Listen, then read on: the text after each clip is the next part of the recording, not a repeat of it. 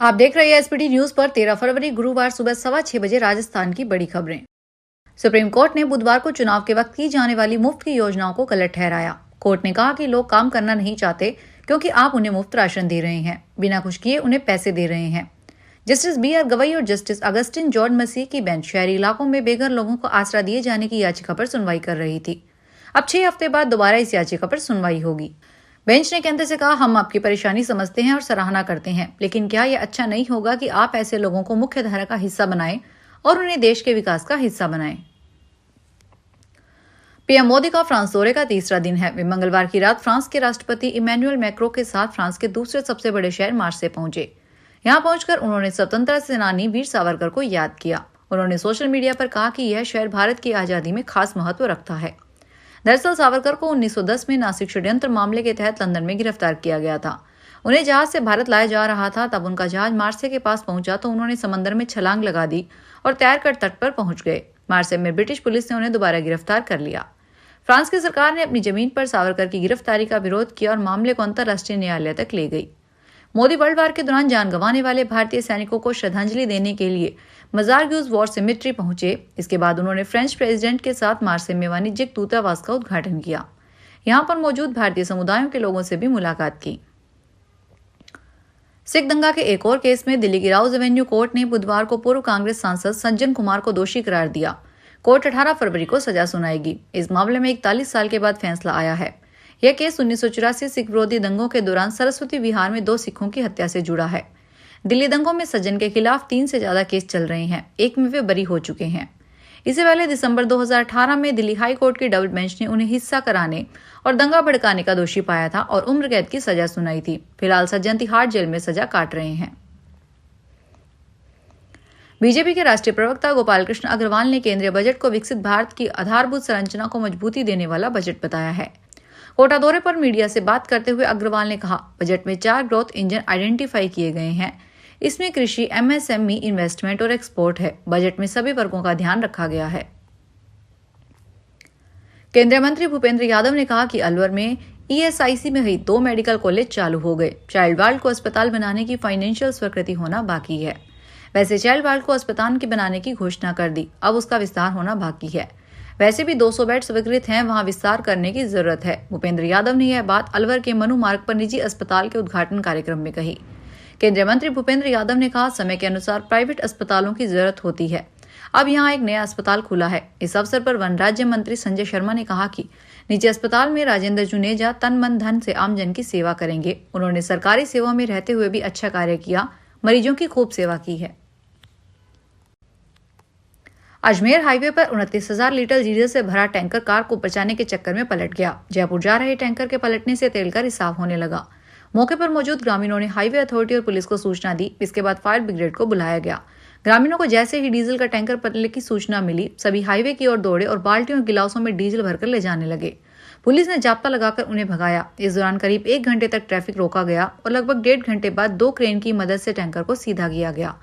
मामला अजमेर के civil lines थाना इलाके के लाडपुरा गांव के नजदीक नेशनल हाईवे 8 का है। बिग बॉस ओटीटी सीजन 2 के विनर और यूट्यूबर एल्विश यादव की मुश्किलें बढ़ती जा रही है। एल्विश के खिलाफ मामला दर्ज होने के बाद जयपुर पुलिस नोटिस जारी करने की तैयारी कर रही है। वहीं इस मामले में अब पूर्व मंत्री प्रताप सिंह खाचरियावास के बेटे कृष्णवर्धन सिंह खाचरियावास का भी नाम सामने आया है। जयपुर विजिट के दौरान 10 फरवरी को एल्विश यादव ने एक वीडियो शेयर किया था। वीडियो में पुलिस एस्कॉर्ट करती नजर आ रही थी। एस्कॉर्ट के साथ एल्विश यादव के घूमने पर Jaipur police commissioner Biju George Joseph का मंगलवार को बयान भी आया था। पुलिस अफसरों ने एस्कॉर्ट देने जैसे किसी मामले से साफ इनकार कर दिया। वीडियो के बाद एल्विश यादव के खिलाफ 11 फरवरी को साइबर थाने में एफआईआर दर्ज की गई थी। सरकारी मशीनरी का गलत इस्तेमाल करने और भ्रामक प्रचार प्रसार करने को लेकर यह रिपोर्ट हुई है। अजमेर की 132 साल पुरानी फाय सागर झील का नाम बुधवार को वरुण सागर झील कर दिया गया।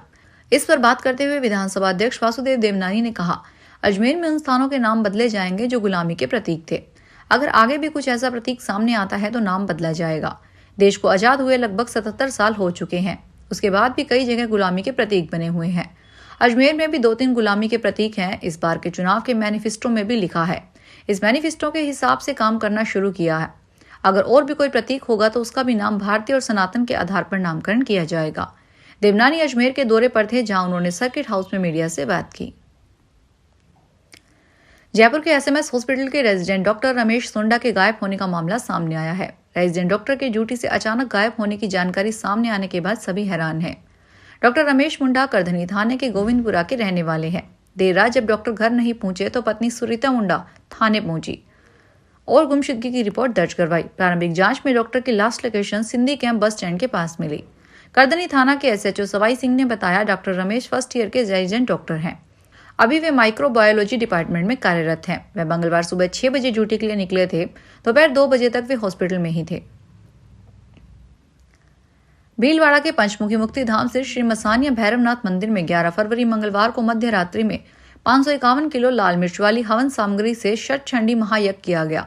मध्य रात्रि तक भैरवनाथ के मंत्रों की गूंज रही। मंदिर समिति के युवा अध्यक्ष रवि कुमार सोलंकी ने बताया कि पंडित अशोक कुमार व्यास के सानिध्य में 5 विद्वान पंडितों सहित पुजारी संतोष कुमार खटीक ने मंत्रोच्चार के बीच यज्ञ में सैकड़ों भक्तों ने आहुतियां दी। यह महायज्ञ विश्व शांति और गाय माता को राष्ट्र माता बनाने के लिए किया गया। पुजारी संतोष कुमार खटीक ने बताया कि लाल मिर्च का शतचंडी महायज्ञ राजस्थान में प्रथम बार किया गया।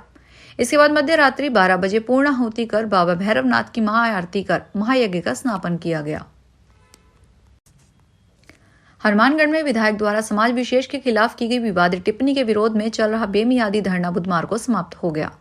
5 फरवरी से जिला कलेक्ट्रेट के सामने चल रहा यह धरना पुलिस उप महानिरीक्षक अरशद अली और सह पुलिस अधीक्षक के साथ सकारात्मक बातचीत के बाद खत्म हुआ। सर्व समाज के प्रतिनिधि मंडल की प्रमुख मांग थी कि विधायक की टिप्पणी की जांच उच्च स्तर की बजाय स्थानीय स्तर पर निष्पक्ष रूप से की जाए। इस मांग को स्वीकार करते हुए डीआईजी अरशद अली ने SC/ST सेल के सीओ रणवीर साई को जांच की जिम्मेदारी सौंप दी है। उन्हें निर्देश दिए गए हैं कि वे कानून के अनुसार शीघ्र जांच कर रिपोर्ट प्रस्तुत करें। हिमाचल के राज्यपाल शिव प्रताप शुक्ला शनिवार को चित्तौड़गढ़ आए। वे चित्तौड़गढ़, उदयपुर और राजसमंद में 2 दिनों के लिए देव दर्शन यात्रा पर रहेंगे। वे मंडफिया से श्री सांवलिया जी, उदयपुर के एकलिंगनाथ जी और नाथद्वारा के श्रीनाथ मंदिर में दर्शन करेंगे। जिला कलेक्टर आलोक रंजन ने बताया कि हिमाचल के राज्यपाल शिव प्रताप शुक्ला शनिवार को सुबह करीब 7:40 पर चंडीगढ़ एयरपोर्ट से निकलेंगे। वे वाया दिल्ली होते हुए दोपहर 12:30 बजे उदयपुर के डबोक एयरपोर्ट पर पहुंचेंगे। वहां वे सड़क मार्ग द्वारा करीब 1:30 बजे श्री सांवलिया जी मंदिर पहुंचेंगे। यहां से वे सावरा सेठ का आशीर्वाद लेंगे। इसके बाद राज्यपाल मंदिर में ही 3 बजे तक रुकेंगे और निरीक्षण करेंगे। जयपुर ग्रामीण जिले के थाना चंदवाजी पुलिस ने 12 लाख की ऑनलाइन ठगी के मामले में 3 साल से फरार चल रहे मुख्य आरोपी थोकला लक्ष्मी पत्नी थोकला बुंदा कुमार निवासी आंध्र प्रदेश को गिरफ्तार किया है। इस मामले में गिरोह के 4 सदस्यों को पूर्व में गिरफ्तार किया जा चुका है।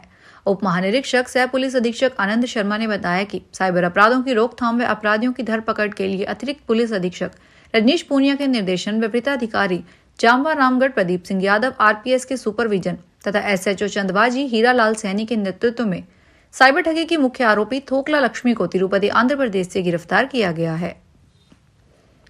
दौसा के महवा में उपखंड स्तरीय बैठक उपखंड कार्यालय के सभागार में आयोजित हुई।